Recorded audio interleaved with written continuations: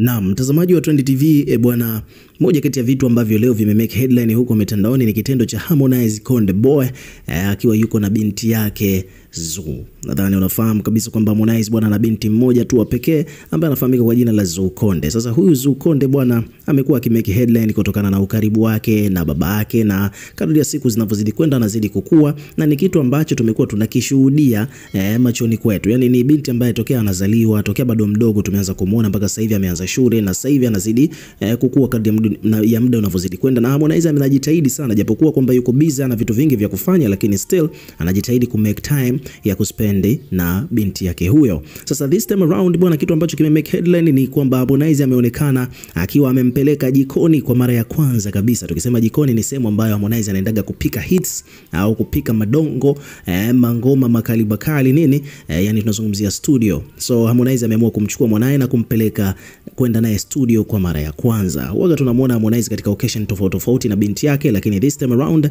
tumemwona akiwa yuko naye studio. Sasa hapa kuna page imekuja kuripoti akiwa ameandika kwamba upendo ni moja kati ya vitu bora sana ulimwenguni, na hili limethibitishwa na upendo wa Harmonize kwa mtoto wake wa kike Zuu.